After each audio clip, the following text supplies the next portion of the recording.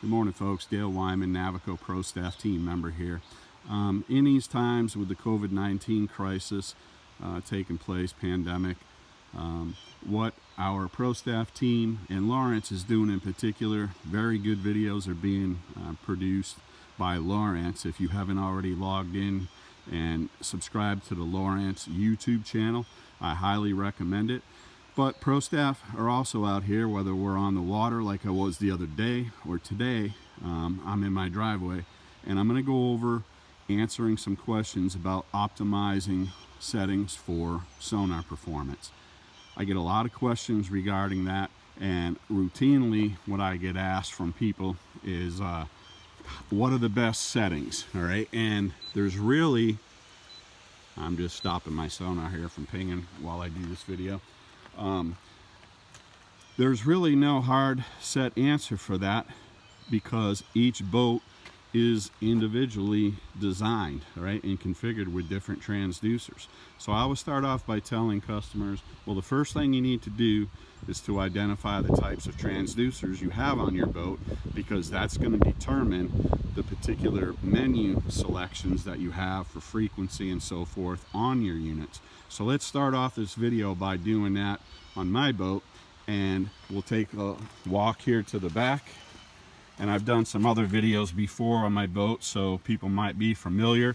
But the first transducer that I'm going to identify right here is the Lowrance Active Imaging 3-in-1 transducer.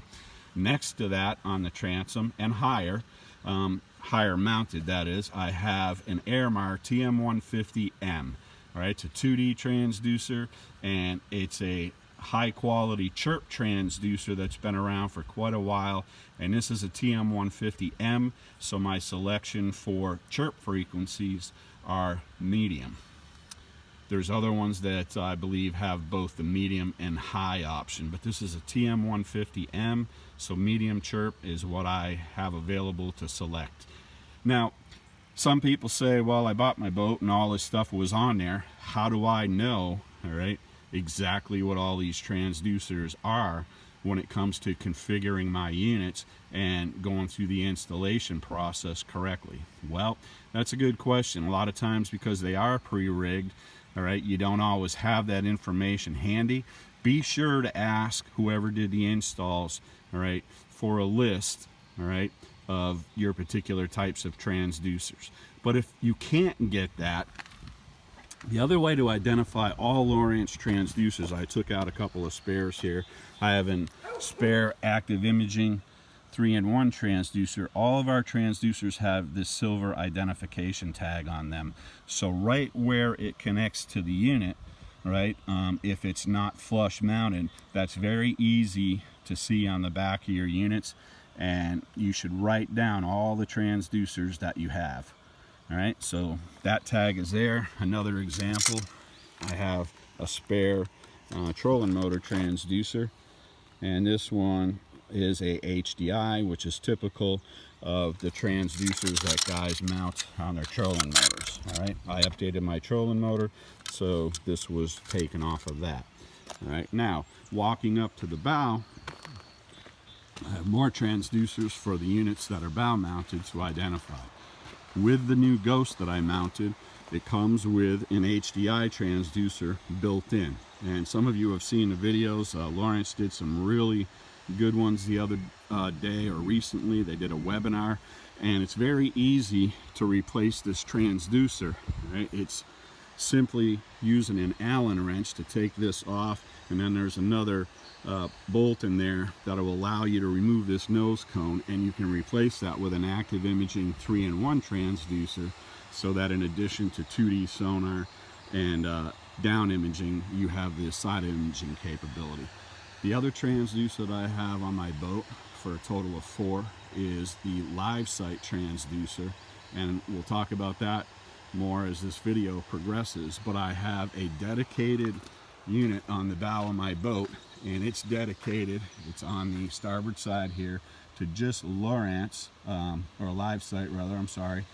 And my other unit simply uses the HDI transducer, but we're going to go through all that. So now that I've identified all the transducers that are on this particular boat, and you would do the same on yours, I'm going to jump up into the boat and we're going to go through the verification process.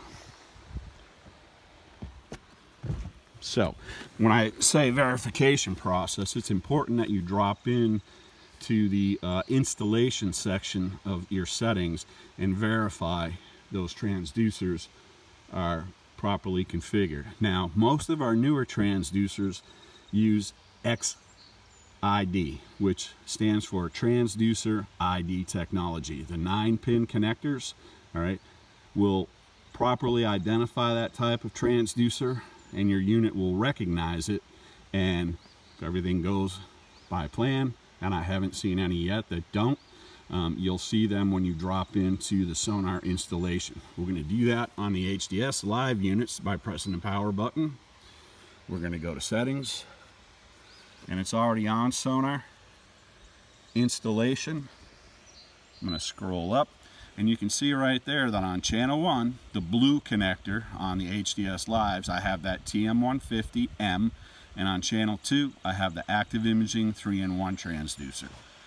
Now, you should probably do a little bit of homework on the transducers that you do have installed so you can understand for yourself in more depth what they do. But the TM150, I already had said earlier when I went and showed it to you that it gives me 2D, traditional 2D sonar, and it gives me medium frequency chirp.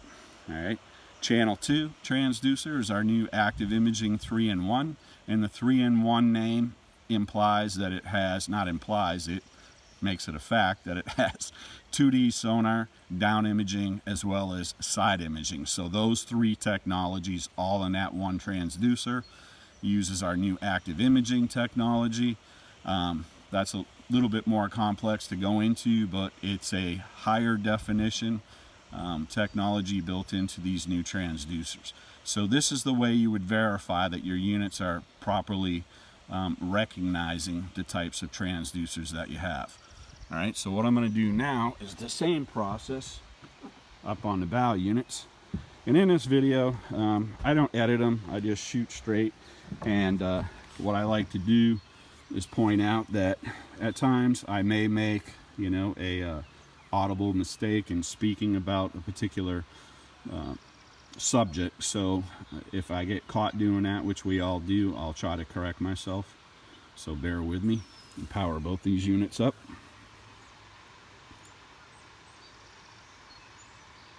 So again, in my setup, this particular unit, the only transducer I have connected to it is the live site transducer for live sonar technology, which I've done some videos on.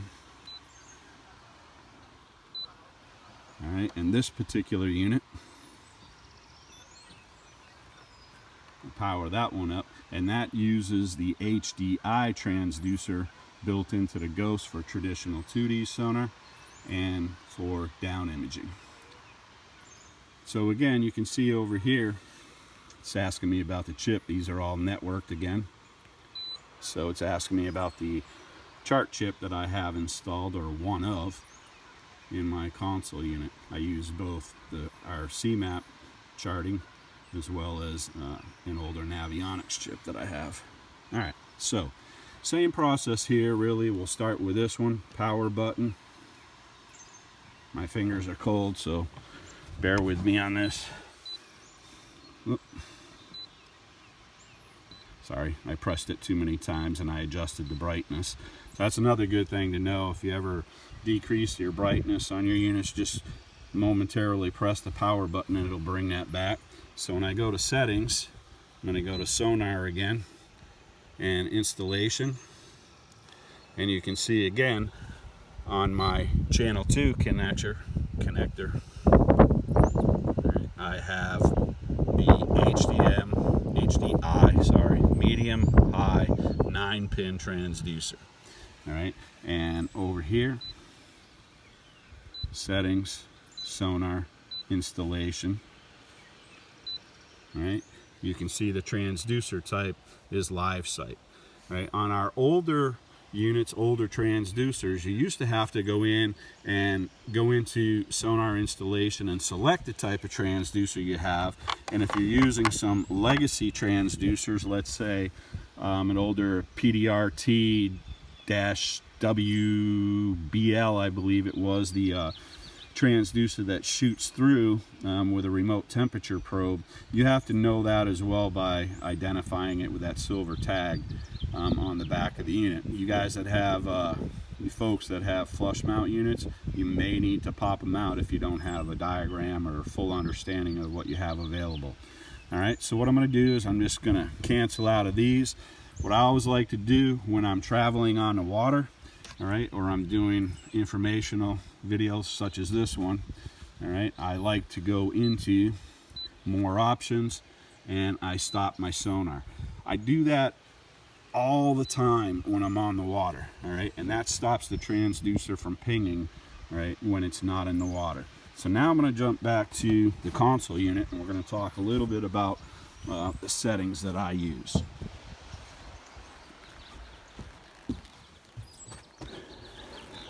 All right, so what we're going to do is we're going to take a look here. I'm on a traditional sonar screen and I'll go over the buttons real quick. Pages, waypoint, here's your directional, up, down, left, right. Exit button if you're in a menu. Enter to select an item. Zoom out, zoom in, menu, and power. All right, so I'm going to drop into sonar and we're going to look at the menu items there. So the first thing that you'll see is my units are set up for freshwater fishing. All right, so this is a mode and this optimizes some of the settings. So it's good for you folks to go through this.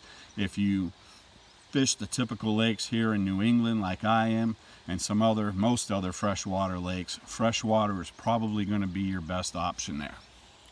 All right, back to menu. Range. I tell people I do not typically use auto range. The reason for that is based on my chart information. I know the lakes, I know the areas that I'm going to be fishing and the depth, and I like to manually control that setting, because if you're in shallow water and you have your depth set way too high, the detail that you're looking for is not going to be there. So you can leave it on auto if you're new to your units, but what I personally choose is I know the depth based on my chart information, so I will drop in, I will turn off auto, which you can do right here. If you turn it on, you can see that that little corner right there is going to be green, but to turn it off, all right, just touch it again and you can manually select your depth. All right, if I'm fishing in 25 feet of water, 30 foot is going to be my range.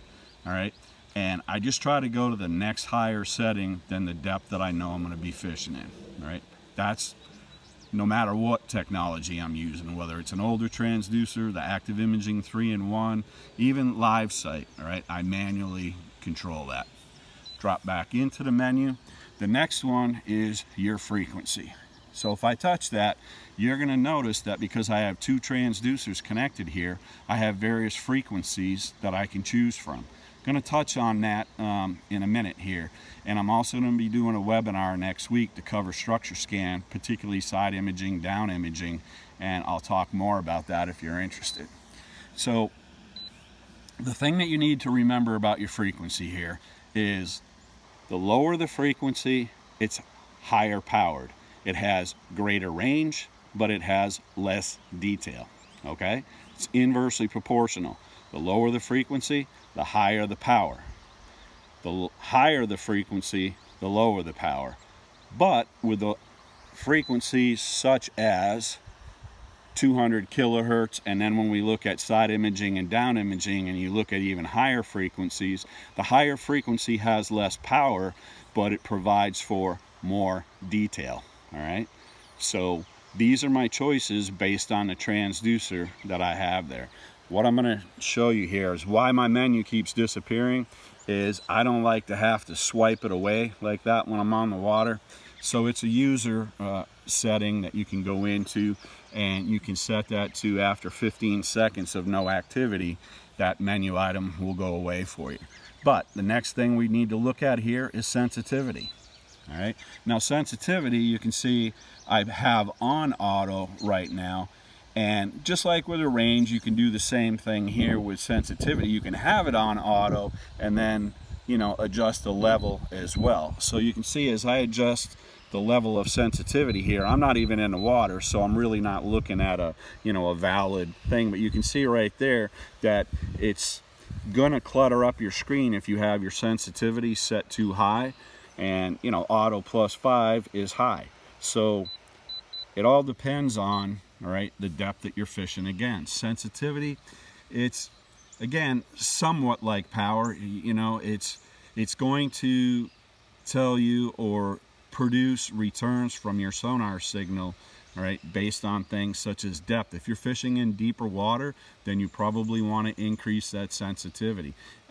Maybe even in muddied up, dirty water, you may want to lower it in some cases because you're going to be picking up a lot of stuff. So it's another setting that I try to tell people, especially on those slow days, get out there and play around with your sensitivity levels and figure out what's best for yourselves. There's no hardcore one answer for everybody. All right, you have to do all the things we're talking about today. Identify your transducers, know what type of fishing conditions you're going to be in, clear water versus muddy water. All those things will affect these settings. All right, so color line, if you're used to looking at the palettes, I don't have a good signal to, not a good signal, a good screen to show you here, because again, I'm not on the water, so it's not going to show any sonar returns. Your transducer has to be in the water. All right, I've had people call me when they're in their driveway, and that's not going to help. Okay, sonar are sound waves traveling through a medium, in this case water, and you have to be in the water for it to work. All right, under advanced, all right, there's some other settings here. Noise rejection low. This setting in particular, what it'll do for is, a lot of times people will see noise on their screen when they are on the water, and you can go in and adjust this to low, medium, or high, and what it compensates for is noise created by bilge pumps, other motors, etc. on your boat. So if you're seeing a lot of noise on your sonar screen, take a look under those advanced settings, all right, and you can adjust your noise rejection. Second, surface clarity. All right, here's our options: off, low, medium, or high. And again, a lot of times people will say, why does your unit have all that stuff up on the top? Well, surface clarity, all right, is controlled with this particular setting, and surface clarity, and sometimes you'll see that clutter up at the top here.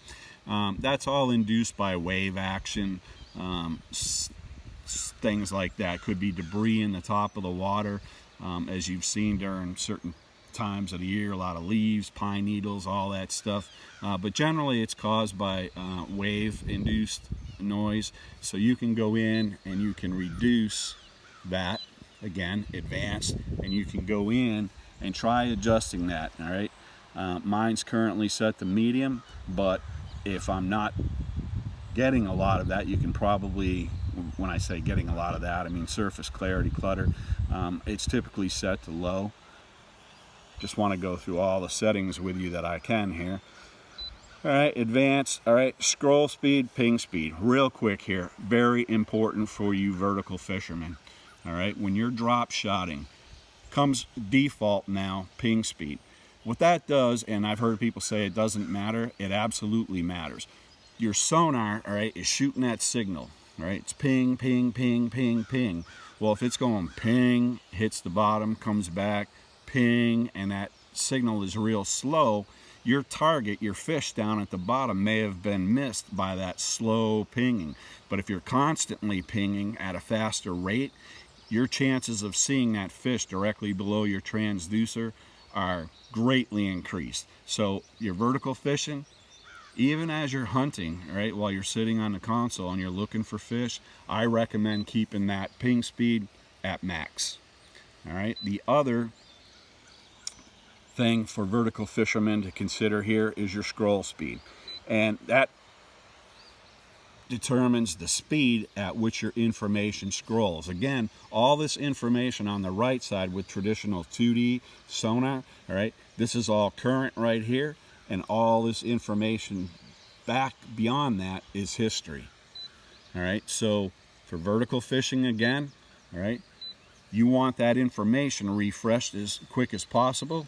Let me go back and actually, sorry, didn't mean to hit that one. More options, and I'll turn stop sonar off so you can start to see this scroll. But when I go back, all right, and I go to advanced, and you can see there I have the scroll speed set real high. As I lower it, see how it's starting to slow down? All right, that's normal right there. That's how it'll come from the factory.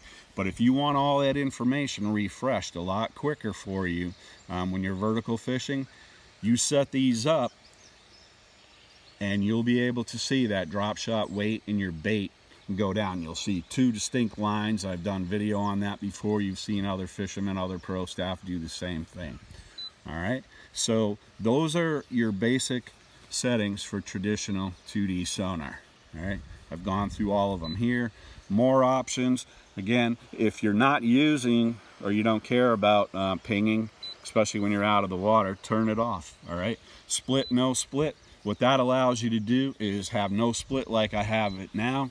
Zoom allows me to split the page with zoom. All right, so it'll have your normal range and then you'll be zoomed in over here. Bottom lock, we'll just put a solid line right here to help people to determine where the bottom actually is. If you're in muddy water, the sonar signal can actually go through that mud. If you're in hard water, if you're in clear water but you're over hard objects, sometimes you can get a double return. So folks like to also play around with that at times. All right, but normally what I do is I have no split. The other one is you can choose, a flasher. I don't know anybody really that uses a flasher anymore, but sometimes, you know what, it can make those fish pop right out. So it's good to fool around with that again when you're having a hard time locating fish. You might want to try that, but it's there for you. All right, overlay down scan. What you can do there is on traditional 2D sonar, you can overlay the higher definition that you get with an HDI, high definition imaging transducer. All right, you can overlay that. I'll take this out of manual mode again. Go back. All right, you can overlay down scan on your traditional 2D image as well. Temperature graph, what that does is it'll actually leave a line right up here, all right, for your temperature graph. So if you're traveling along the lake, this is a good time of the year to know this. It's spring, you're looking for that warmest water where those fish like to find their way to first, all right, that will put a little temperature graph right up here. And if you see, a spike in temperature as you're traveling, you've just gone over a warmer area, you go up into a cove, let's say, and that cove is that much more warmer, you'll see that on your temperature graph. But people turn that on by accident at times and they see this line up here and they think something's wrong. It's not. They just need to go in here, all right, and turn that temperature graph off. All right, depth line, I'm gonna be honest with you, that one right now I'd have to go back and see what that's given me, because when I'm out of the water, it's not something that I use, but out of the water, it's not going to show me anything. Amplitude scope, a lot of you ice fishermen are used to that. It's just another way. It's kind of like a side flasher, if you will. All right. In addition to seeing target returns, fish over here, you'll see them, all right, on your amplitude scope as well. So some people I see when I look at videos or images of their fish finders where they're out on the water, their graphs, I see that they use that quite often. All right, I use it more when I'm ice fishing, to be honest with you. All right, preview cursor, all right, will either be on when you touch the screen, always, and what that does is it gives you your history information up here that you can scroll back and forth on when you're out on the water. All right, so that's what that does. I don't usually use that, but sometimes it's helpful, so I usually turn it off.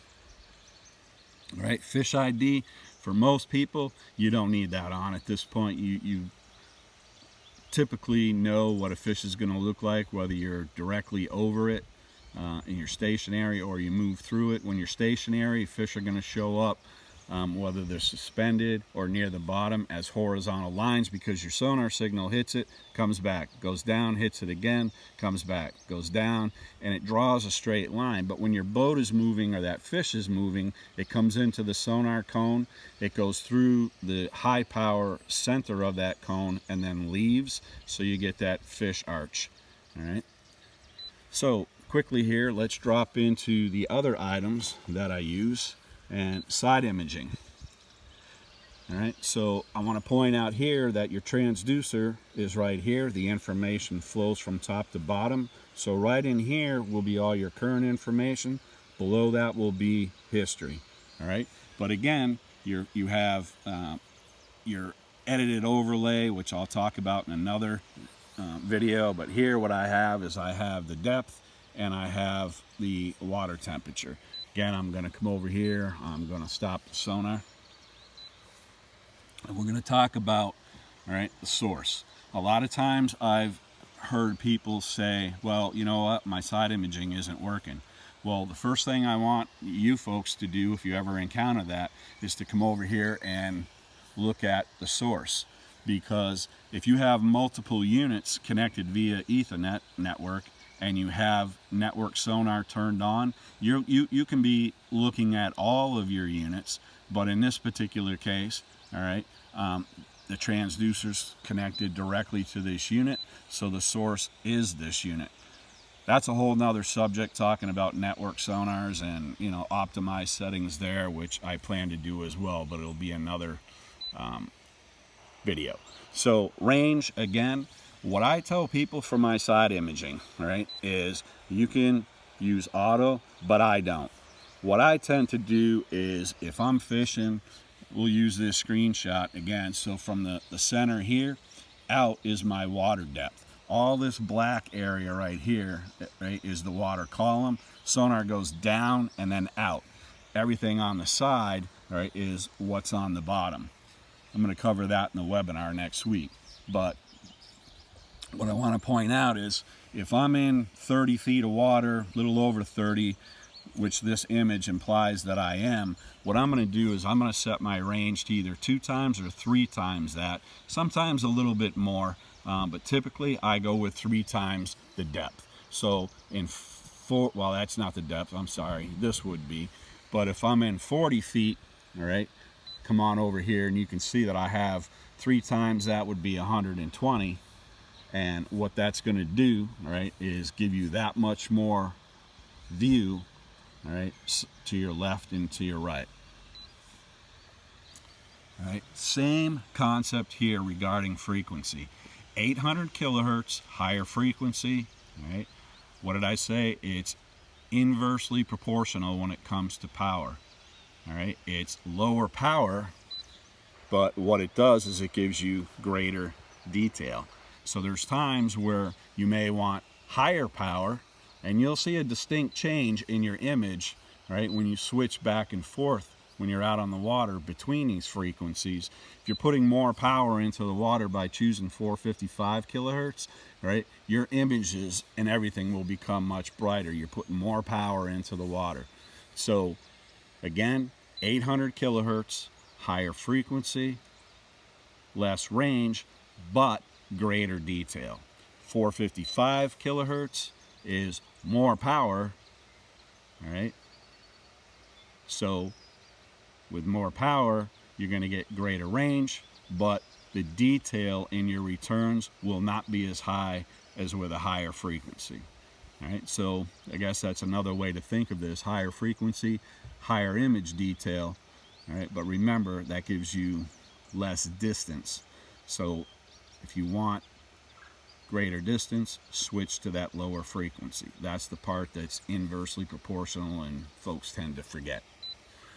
Okay, let's talk about palette.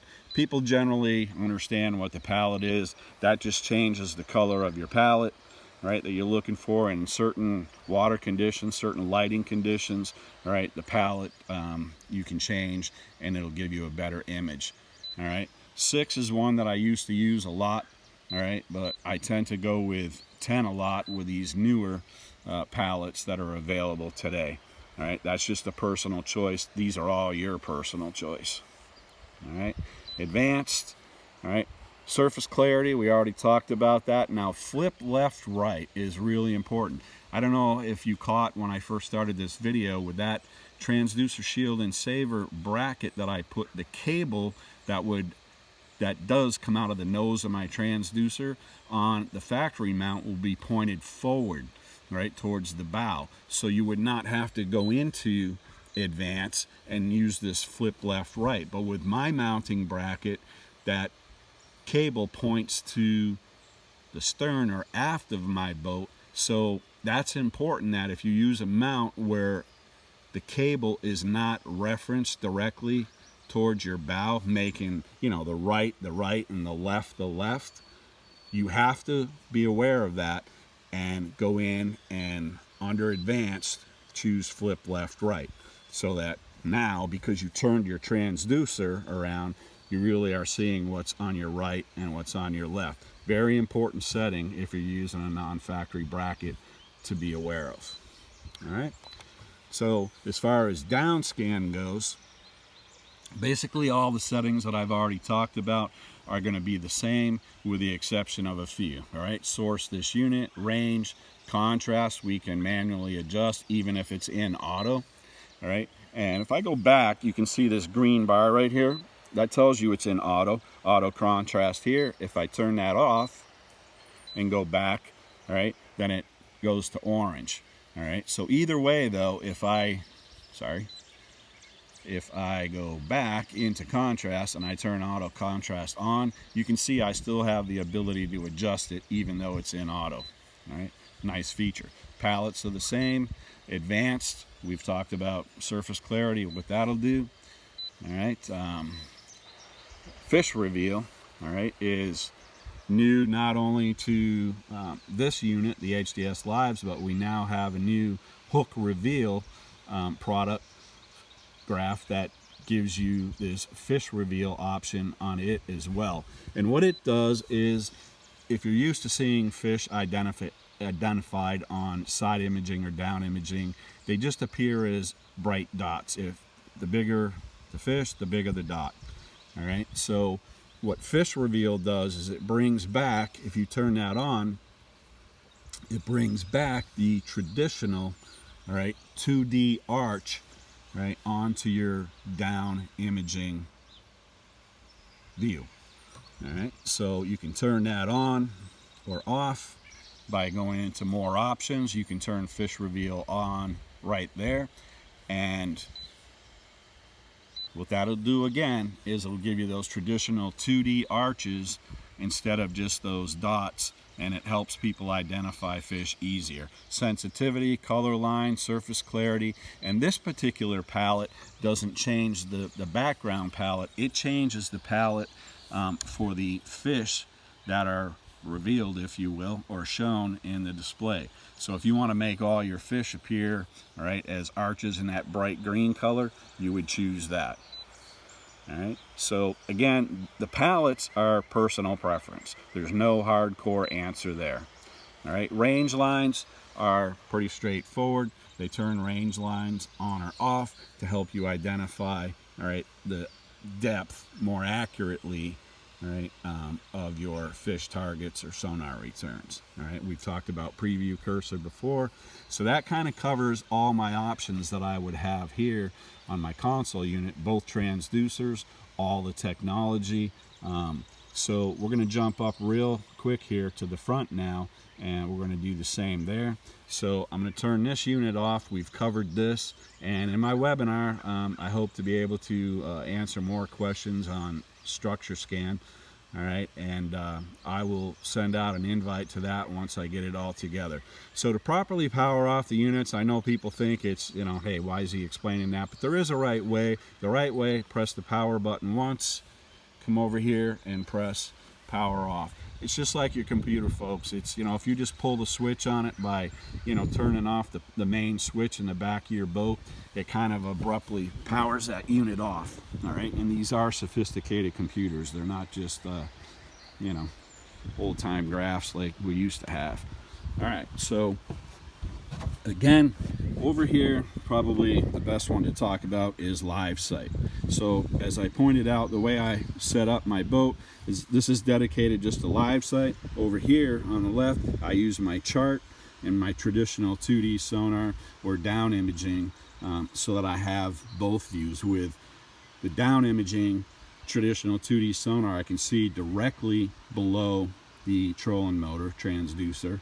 All right, the chart keeps me on my spot if I have waypoints and so forth, and you can see here, right, that I have that heading sensor turned on, all right, so that I can move back and forth with my trolling motor and know that I'm going right at my waypoints. But let's talk about live sight. So right now, all right, I have it stopped, but this is live sonar technology. You've seen a ton of videos on it. I've done some. If you just Google Dale Wyman and Lowrance, you'll see all the videos that I upload onto YouTube. They're all right there. I've got some short, brief, live sonar technology videos. Live sight is our product. They're up there for you to see. It definitely makes a difference. Those who fish me will attest to that. And if you invest in it, I guarantee you it'll make a difference for you as well. All right, but basically, right, when we go into live sight, let me get in there. Right, you'll see here that we have our depth on the left, we have our forward looking distance on the top. Really simple. What I do again is if I'm fishing in 20 feet of water, I like to set my forward looking range, all right, for 3 times that.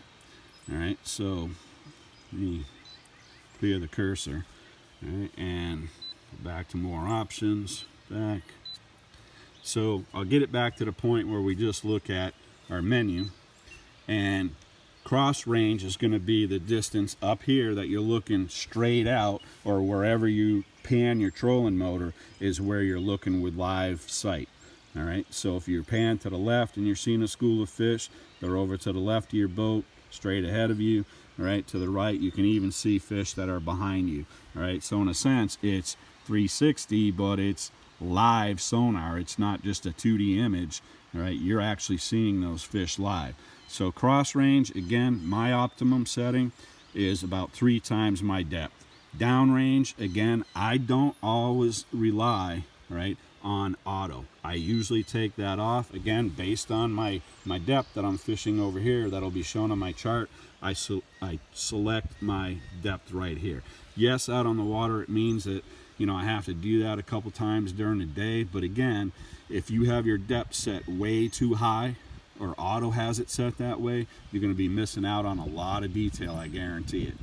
All right, so I leave mine off. All right, sensitivity. With live sight, I've learned that higher sensitivity is definitely going to make those sonar returns. Again, this is live sonar. You're seeing the fish move. All right, you're seeing them react to your bait and everything. So I tend to set mine right in that 80 percentile. Sometimes I'll bump it up. All right, you, again, out on the water, you have to fool around with that a bit yourself. Advanced noise rejection just gets rid of, again, some of the noise that's in the water. So your options, again, are off, low, medium, and high. Right now, mine's just set to low, and I have very good luck with it set that way. More options. We can stop sonar, right, which I do, again, when I'm out of the water, or I'm going to move when I'm on the water. I always go in and I stop my sonar, both of them, right, to stop those transducers from pinging before I take off. When you drop the trolling motor back in, you go back in and turn them on, you get that bottom return much quicker, right, than if you just left them on and then it starts searching again when you put them in there. Target trails, I'm sorry, I hit the wrong one. Target trails, what this does is when you see a fish and it's moving left to right, it'll leave a trail, so you can you will get accurate information as to which direction, up, down, left, or right, that fish is moving. But to me, it just clutters up the screen, and personal preference, again, there's definitely a purpose for it. As I just explained, you can get more directional information by having it turned on. So go in and determine what you like best, whether you like seeing those target trails or not.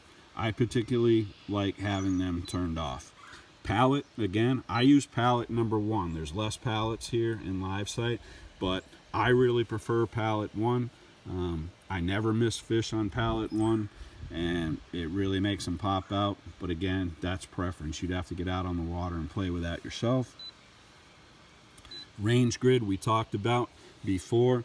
All right, that'll just put your, it'll overlay a grid for both horizontal distance, right, as well as vertical or depth indication, so that you can get a better idea of exactly where those fish targets are.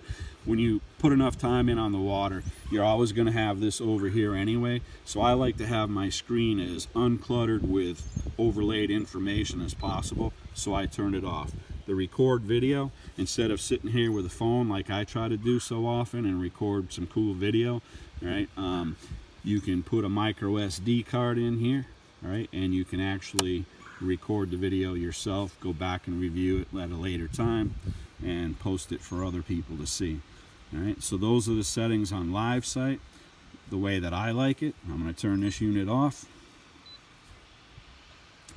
And again, over here on this one, I've kind of covered everything with down imaging and 2D on the console unit, but as I do on the console unit as well, I like to split my screen so that when I'm out on the water, I have my chart information presented here with all my waypoints, everything else, and then I have my down-looking sonar here, all adjusted the way that I talked about it for vertical fishing. Ping speed max, chart speed, or scroll speed turned up.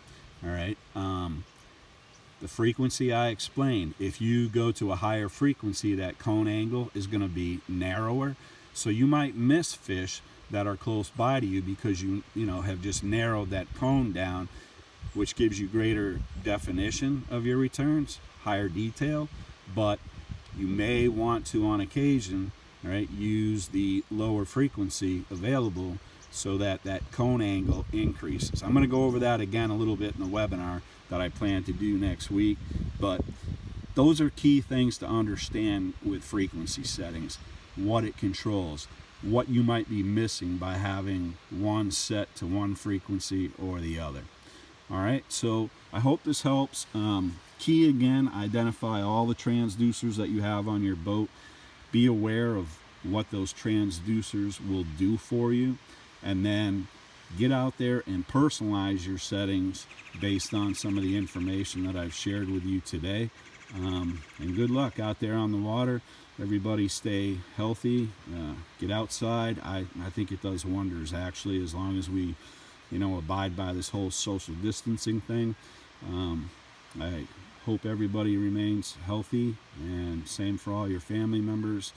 And I hope to see some videos of your settings in the future, and I'll certainly be doing a lot more in the future myself. All right, so thanks for hanging in here. It's a long video, but I certainly hope it helps some folks. Thanks again, Dale Wyman, Navico Pro Staff team member.